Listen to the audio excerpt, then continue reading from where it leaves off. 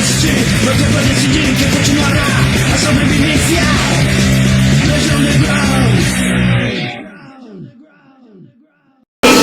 É tempo de derrubar mentiras de Cristo.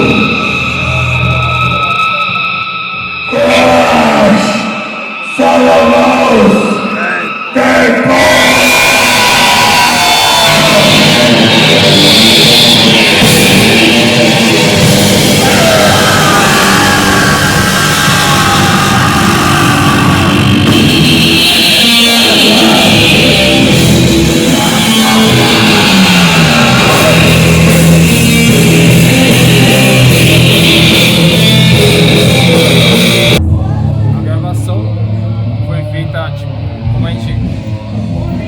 Faz as gravações da Necro, que é esquema analógico, 8 canais,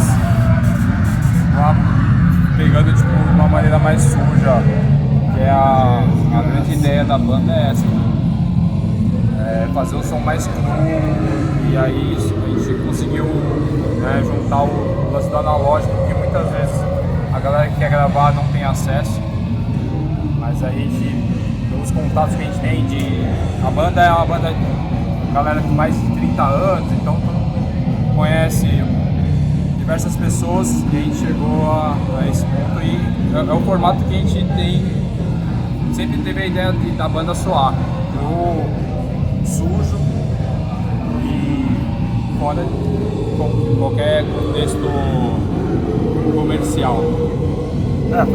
Foi um dia, um sábado, 12 horas seguidas, gravado. Foi gravado em janeiro de 2022 anos após Impostor, né? E aí demorou um ano pra a gente deixar do jeito que queria, sem pressa, porque tem prazo. E o Paulo, Black Hearts Records, o Paulo deu esse apoio também de esperar a gente mixar, porque a mixagem também foi analógica. Aliás, a master também foi analógica.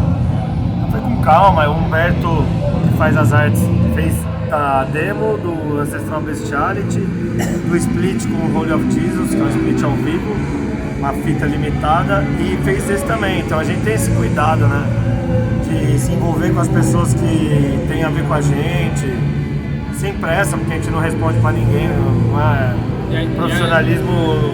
A gente não segue cartilha tipo de Spotify, Instagram, algoritmo, caralho. A ideia da banda é meio quebrar essas coisas, né? Totalmente ao contrário a isso, né?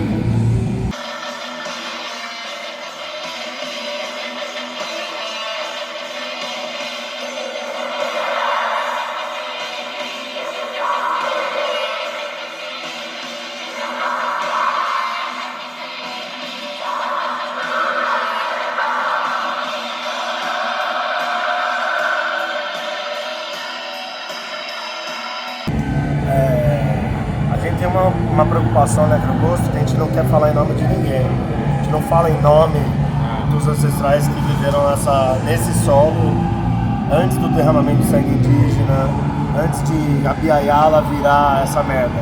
O famoso lugar de fala, não é lugar de fala de ninguém. O que a gente faz é reconhecendo que a gente é um escarro desse processo de colonização, pilhagem, invasão, cristianização, e é um processo que dura 523 anos, porque ele não acabou, de escravismo físico, mental, e a gente, por exemplo, embora sejamos brancos, temos ascendências diferentes, mas a gente não se reconhece como uma ancestralidade europeia, e sim como um escarro desse processo que o europeu trouxe para cá, disfarçado de algum tipo de ganho comercial, expansão comercial, e na verdade é um barbarismo selvagem de vagabundo, que é mais ou menos o que eles falam de quem vivia aqui antes.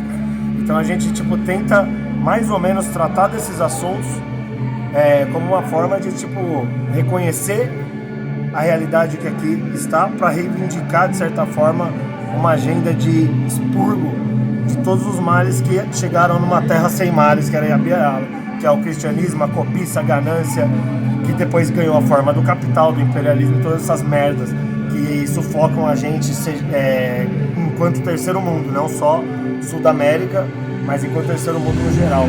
Resumindo é isso, não é uma banda política, porque a gente não acha que precisa de panfleto ou propaganda.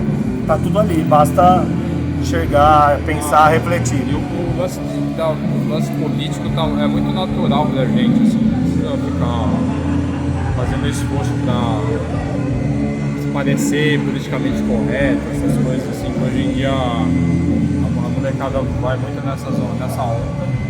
A gente faz uma parada mais natural possível, né? Nesse esquema político, né?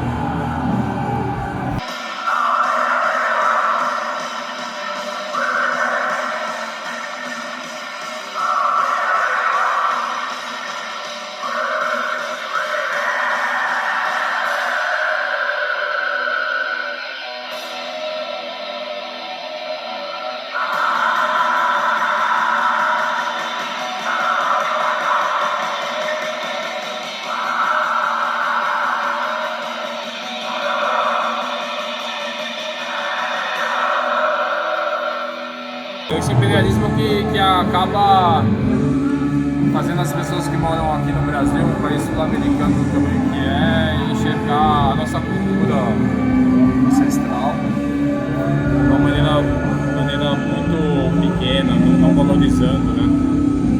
E aí a gente convive com isso em todas as camadas da sociedade, assim, sabe? Ave Satanás! Acho que também tem uma questão, Diogo, na nossa compreensão, embora sejamos 4 indivíduos que têm divergências e a gente converge no que é essencial, mas cada um tem suas individualidades, suas visões espirituais, políticas, religiosas ou não, etc e tal. Religiosas não, né? Mas o grande lance que a gente tenta suscitar, não só em letra, em postura, mas no nosso som, é que o imperialismo basicamente ensinou todo mundo que é o subalterno a se olhar no espelho e sentir nojo de si mesmo, sentir vergonha, sentir menosprezo e querer ser algo que na minha visão é abominável, que é o cristão, entendeu? Ou algumas mitologias bem vagabundas que são engrandecidas aqui, que é um paganismo mambembe de gente extremamente afetada, sabe? Mas o grande lance pra mim é o seguinte, isso também afeta o metal, também afeta o underground, de querer sempre se referenciar no norte, né? Sabe, no que vem de fora, não contar e não conhecer sua própria história. Então a gente não tá aqui pra dar aula pra ninguém, a gente tá aqui pra lembrar que não existe fazer som sul-americano, fazer som aqui pra nós é assim, entendeu? Por causa das condições, se fuder pra caralho pra poder pegar um busão pra ensaiar e só gastar dinheiro e se fuder e fazer o bagulho na raça, com pouco conhecimento técnico, pouca condição, pouca estrutura, só que ao mesmo tempo lembrar que se tem uma identidade do metal sul-americano é porque nós somos daqui, porra, não precisa fazer metal sul-americano se você tá aqui. É por isso que a gente tem essa postura. O imperialismo ele também te condiciona na sua forma de enxergar o mundo, isso afeta a sua vida pessoal, o fato da gente querer ser o que a gente não é, mas também de um metal, da gente achar que a história oficial, a história contada, seja pela Bay Area, Florida Death Metal, Norwegian Black Metal, é a história do Marco Zero, e não é. E assim, de certa forma, Necrogosto é uma expressão desse nosso pensamento enquanto 4 camaradas que curtem som e querem fazer um som junto. Isso aí também envolve muito como as pessoas deixam de valorizar a nossa maneira de fazer death metal, black metal. E, querendo ou não, as bandas do Brasil, sul-americanas, enfim, pela escassez às vezes de equipamento, até informação, soa único, cara. Não tô inventando isso lá, ninguém tá inventando nada. É só escutar, cara. Você vai ver que as bandas sul-americanas, brasileiras, de death e black metal, desde o início soaram únicas por conta disso.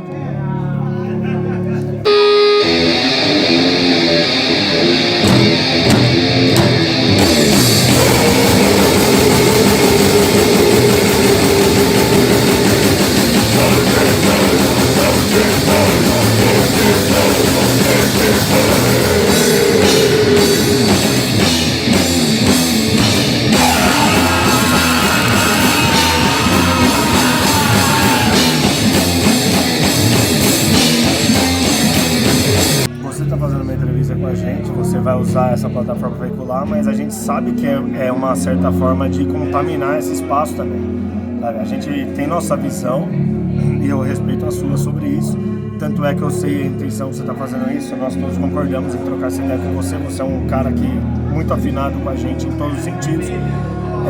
Mas o nosso protesto em relação a isso é que existe hoje um movimento de trocar essa lógica, né, de gado virtual, de algoritmo, de rebanho, de você só você meio que só se validar com quem bate pão para você, com uma lógica de vivência. Que para mim o subterrâneo, o underground no geral, é como diz um amigo meu, mais do it yourself e menos do it yourself, né? Porque o negócio virou uma coisa assim que a vivência está sendo cada vez mais esquecida. E vivência que eu digo não é só nós estamos aqui num rolê, mas é trocar material ao invés de vender, não visar lucro, você fazer a parada. Não é questão de ser usina digital ou físico, a questão é que a tecnologia ajuda você a manter as tradições do underground, do subterrâneo, com essa coisa de apreciar o material, de dar o sangue para fazer a parada acontecer, fazer um evento como esse aqui, que é um evento que, como a maioria, dá prejuízo, só que você vai falar com o Caio, com o Paulo que organizaram, os caras estão em transe. Satisfeito com o que aconteceu hoje. Isso você não vai achar em rede social nenhuma.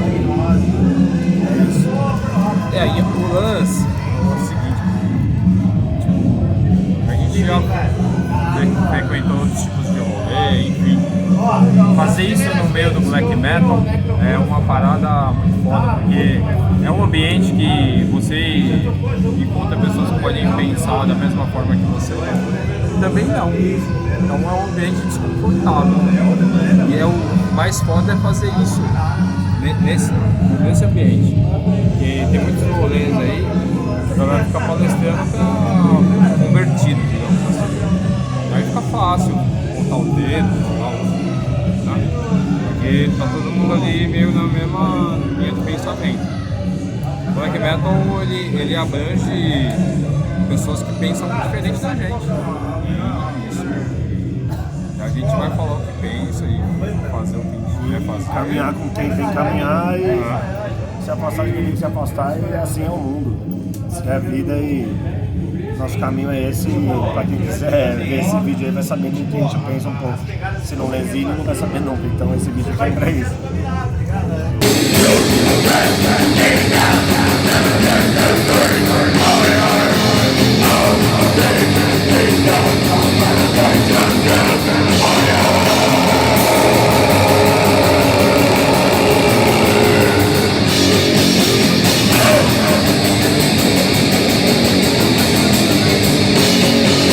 Pra mim, sabe qual foi o progresso que você tem no Onde vence? Sabia. Isso é muito louco, mano. Desde o começo do ano, do primeiro A Black Sabbath, Master of Reality.